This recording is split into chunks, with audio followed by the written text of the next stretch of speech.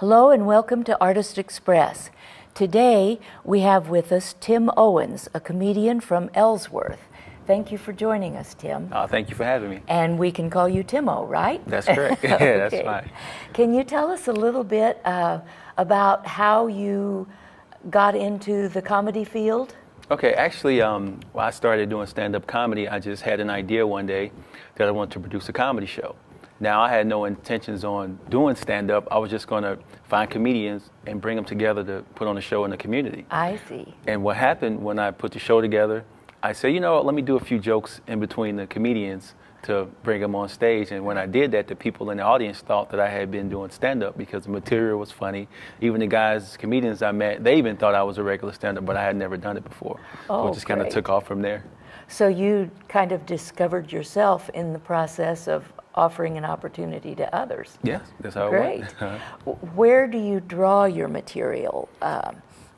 What is there a recurring theme that comes up in your work? Well, yeah, it is actually. Well, I've worked quite a few jobs, as most comics have, and people, I'm an observant person, so I just find the humor in situations, like everyday life, Yes. and just working people, like just the subtleties of things. Right. No, I just find it's funny. To me, it makes the day go by. Yes. You know, if I've worked some horrible jobs and to make the time go by, I just made jokes or Right. found funny things that were going on there.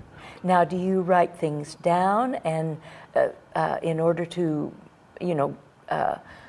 call on them later, or do you generally improvise? Both. Both. But what we do as a comedian, what you do is like you'll make a note. Like you'll just write down a topic, give you Yes. something funny, you can say ketchup or whatever, and you'll remember the bit that came to your mind about it.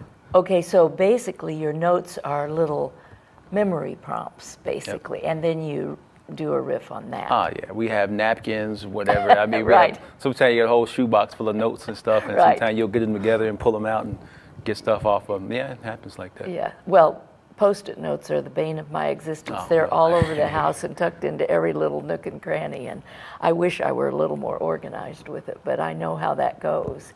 Now, I understand that you've lived in Kansas only since last July. Can you tell us a little bit about how you grew up? Yeah, I grew up in a rural area, a town called Pembroke. It's actually kind of similar to Kansas, a lot of cornfields, nighttime, no street lights. Stuff like that. So Real dark. Really Yeah. dark. Yeah, we would sneak out and scare each other at nighttime. The winter times were rough. We had all the challenges you would have in a rural area in the winter. Right. So pretty much, if you had car trouble, you may not even make it back home. Yes. So the parents kind of like that, stop you from going out too much when you was a teenager. But yeah, that was it. My dad, he was a school teacher and a basketball coach. My mom was a homemaker and business owner, and she had a new and used furniture store. So we were always busy. We were working. Right, you doing helped stuff for load her. trucks and that sort of thing, everything. I'm sure. Carrying stoves when I was 13 years old. Right, Yeah, yes. a lot of stuff. I had my older brother, and my stepbrother was in the middle. I was the youngest. It was my stepbrother, and then my older brother. It was a cousin, but he lived with us. He was like a brother to us. And he would like loan us out to the neighborhood for work. Yeah. Like, you need 3 boys? Here, go. Here they are. Here they go. I've got them. Huh? Yeah, he sent us to go work. Yeah, loan us out to work for the day. Yeah, he sure did. Then we get home like that, I'm tired. He'd be like, "You some of the laziest kids I've seen in my life. Like, I just worked 13 hours with no pay, no water, anything." Yeah, so, it was. It sounds unique. as if you could already start drawing some material from that. Yeah, definitely. Do you put your brothers in your routines very often? Yeah, a little bit. My older brother, I would definitely, I done a couple bits with him and stuff. But it just, comedy to me, I love comedy and I'm a fan of it. Like, I used to watch, my dad's favorite comedian was Rodney Dangerfield. Oh. And I would watch Rodney with my dad, and he liked Jonathan Winters. And I was just going to ask about Jonathan Winters. When I was a teenager, he was putting out hilarious albums. Yeah, very funny. Just a really funny guy, and he too didn't have exotic material or anything. He just was an observer. And that's what makes a comic. Like, you just, I don't know. The best way I can put it in, like, myself, what I would do, like, I was dating a girl one time, and she had a little son. He was 5 years old. He was a little chubby guy, and and she got offended one day. To me, well, if I nickname someone or say so, I called him Little Thanksgiving, right? And she got offended, like, why are you calling him? And I was like, look at him, And she got mad, but I wasn't picking on the kid, Right. So, I don't know, I would just do stuff like like that. Like, come here, a little Thanksgiving, and So did your comedy, your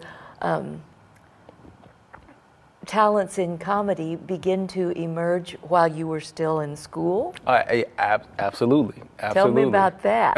How did that work out with teachers? Well, with teachers, it was okay because we mostly reserved the comedy for the lunchroom, the locker room, the school bus. Yeah. So I had a group of friends that I grew up with, and we would all the time when we got together, we would start, cracking jokes on each other and saying different things, So, and what would happen was some guys would get pretty upset about it, but it made you a good comedian. So, like later on in life, when someone, because I was on some comedy roles for other comedians.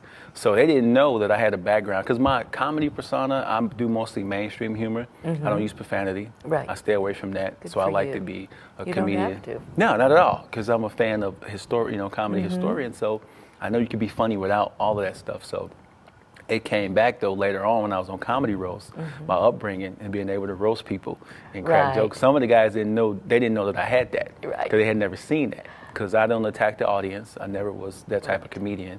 I wanted the people to come to my shows and enjoy themselves and have a good time.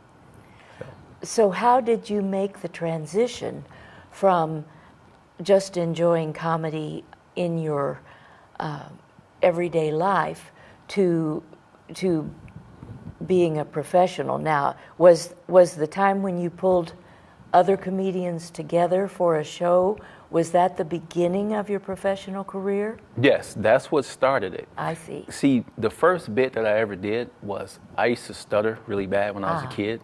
And I mean, I couldn't hardly get anything out, And my dad used to get so frustrated. It's funny now. Right. But he used to you be, were frustrated it too, was I'm horrible, sure. And they would give me the most lines in the school play on purpose. Like, I think just to make me go up there and watch me pause in front of the whole school. And I used to try to get it out, but it just couldn't. And I describe it as like, I remember I used to get like a frog in my throat. Right. And my hands used to sweat, and I just couldn't get it out. And my dad used to be like, God. Well, he'd look at my mom like, what am I gonna do with this kid? Like, this come from your side of the family. Like, and so it was, but that was the first bit that I did. I see. I was working a job, and I started talking about it. It was a guy in the movie that was stuttering, and the guys in the office were talking about him. And I said, I used to do that. And they didn't believe me. Right. So I started talking about myself, and I started imitating myself, what I used to do. And they were gasping for air, like on the floor, rolling around. I mean, they couldn't breathe. So I told that story the first show that I did, and the same reaction came from the audience. And so that's what kind of started it. Like, because I mean, I love stories. Oh, I do too. I love stories. Yes. I love storytellers. Even in music, I like stories Absolutely. too. And that's what started it. Then I started writing after that. And the comics I met, they started inviting me to come do shows with them. Excellent. And I started doing open mics, and I just eventually just kept getting better and better and growing as a comedian. And this all happened while you were still in Pembroke, Illinois? I moved from Pembroke to Kankakee, Illinois. Yep. And then I started producing my own shows, because that's the way I did things. Like, I never believed in like asking for handouts. Right. So I promoted, produced my own shows. I started developing new talent, so I started discovering new comedians, giving them an opportunity, people that want to do stand-up, putting them in my shows and working with them. At the same time, I was growing as an artist and growing. So eventually, I went from just producing and promoting my own shows to being booked to do events. So I've done fashion shows. I've done a lot of things. I started growing as a comic, but I kind of like to do things my way. Right. And I was that type of individual, because I would go to a place that they have never done comedy. And I would say, I think we can do comedy here. And I would come in and set it up and bring guys in, and boom, it would become a comedy place. And I would build it up like that. That's great.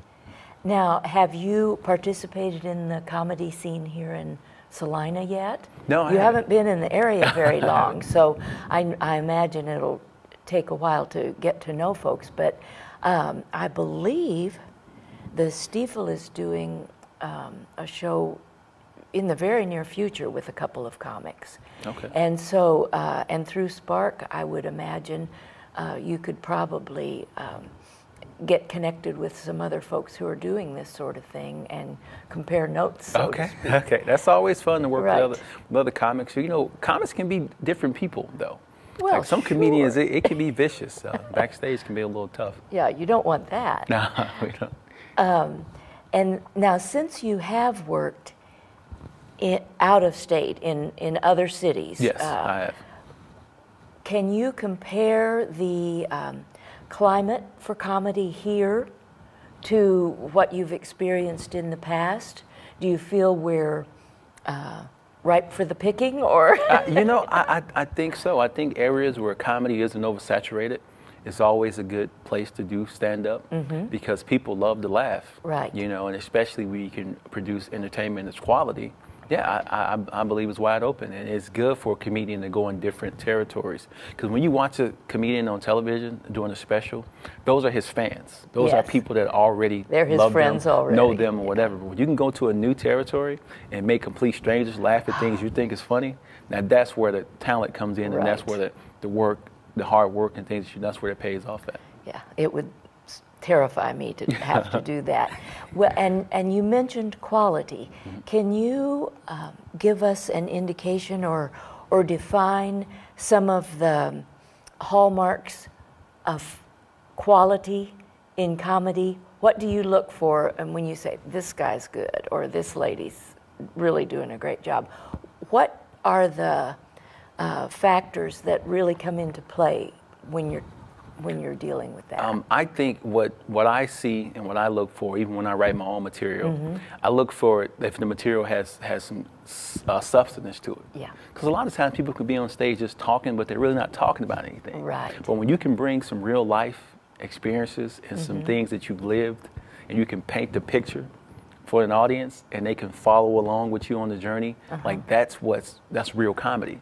Or you can throw something out there that kind of goes over some people's head, but then there are the people that get it, Yes. and they just chuckle, and kind of like the old comedy, like Right. the Dean Martin roast and Yes. stuff like that. 'Cause a lot of things they would do would kind of go over if the family's watching, some of the kids wouldn't get it, but Right. the adults would get But it. the adults could. That's If you can pull that out of comedy, that's like it's great. yeah, that's what I look for. one more thing I want to be sure we touch on is your certification in holistic life coaching. Can That's you correct. talk a little bit about that? Yes, in 2016, I received my certification for holistic life coaching. Yeah, I went through some challenges in my life, and it actually put me on that path to kind of look like, I feel like a lot of people who have experiences, once you learn from them and once you decide to go forward and you overcome them, I think it's good to be able to reach back and to help other people. Great. And sometimes to share your experiences and your story, and that's what put me That's into what that field. motivated, Man, yeah. that's what motivated me and put me into that field. So yeah, I really like helping out and reaching people. So through my social media, people can look me up on Facebook, and Great. I have some information about that there, and they can contact me. And Excellent. And so now you're working on your website. Can people find you on Facebook? yes, Tim right. Owens on Facebook. That's correct. Right. That's correct. And just real quickly, our time is running short. Okay. Have you found some venues in Ellsworth where you are performing? No, not in Ellsworth, but a few places here in Salina. Oh, in Salina, Yeah, a few good. people in Salina I've spoken with. So it's coming. It's definitely All right. coming. I like the area. The people. Everyone's friendly here. Yes. It's been nice. I'm kind of used to the open carry. Yes. Oh. That's a little different. I'm not sure how that'll work out for me. Right. Here, going to the bank with a pistol, saying, "Wait a minute, I'm coming to open the account." Right. That, may have to explain that one in court. I don't know, but. Well, it's wonderful to have you in the community and on the show. And I hope everyone will keep your eyes open to see mentions of Tim Owens and where he might be performing in the area. Thank you. Thank you for having me.